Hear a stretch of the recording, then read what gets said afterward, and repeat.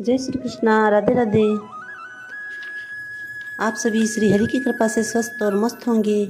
आइए आज 18वां अध्याय सुनते हैं कार्तिक मातम्य का। जलंधर का शिव जी का रूप बनाकर पार्वती के पास जाना।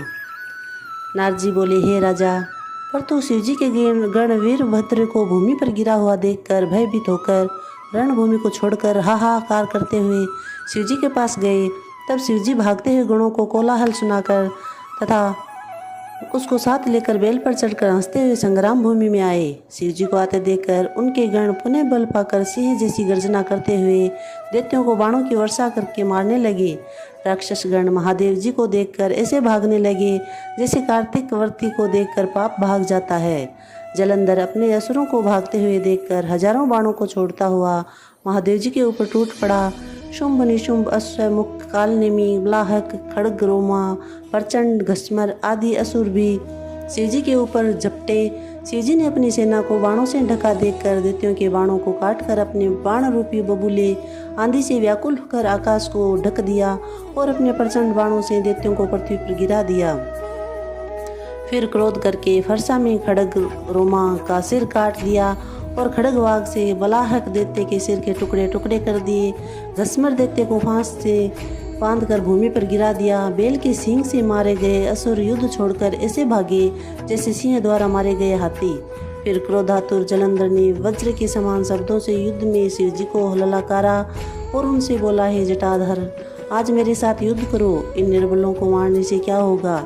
यदि तुम में कुछ बल है तो दिखाओ। नारद जी बोले। ये कहकर जलंधर ने महादेव जी पर 10 बाण छोड़े। महादेव जी ने हंसकर अपने बाणों से उसके बाणों के बीच को ही काट दिया। फिर 7 बाणों से उसके घोड़े, छत्र और धनुष काट दिए। ये देखकर जलंधर गदा लेकर दौड़ा। शिव जी ने गदा के भी 2 टुकड़े कर दिए। अब तो क्रोध के मारे जलंधर शिव जी पर गुस्सा तान कर दौड़ा। इस प्रकार उसे आता देखकर शिव जी ने बाण मारकर एक कोस दूर फेंक दिया। तदुपरांत जलंधर ने शिव जी को अधिक बल समझकर उनको मोहित करने वाली गंधर्वी माया रची। गंधर्व तथा अप्सराएं नाचने और गाने लगी। मृदंग बंसी ताल आदि बजने लगे। अब तो इस महानाद को सुनकर महादेव जी मोहित हो गए। उनके हाथ से शस्त्र गिर गए। वह सब कुछ भूलकर महादेव जी को मोहित देख कामांध होकर जहाँ पार्वती थी जल्दी से उनके पास चल दिया। संग्राम में इस शुंभ निशुंभ को छोड़कर 10 भुजा 5 मुख 3 नेत्र तथा जटाओं को धारण करके शिव का रूप बनाकर बेल पर बैठकर पार्वती जी के पास गया। तब पार्वती जी ने रुद्र को आया जानकर सखियों के बीच से उठकर उनके दर्शन के लिए मार्ग में आई। जब उसने सर्वांग सुंदरी पार्वती को देखा तो अपना वीर्य छोड़ दिया और जड़ बन गया। तब गौरी उसे दैत्य जानकर भयभीत हो गई और छिपकर शीघ्र ही उत्तर दिशा में मानसरोवर की ओर चली गई। बिजली की चमक की तरह दीप्तिवान पार्वती को वहां न देखकर जलंधर पुनः युद्ध भूमि में शिव जी के पास आया। पार्वती जी ने मन ही मन में डरकर विष्णु का स्मरण किया।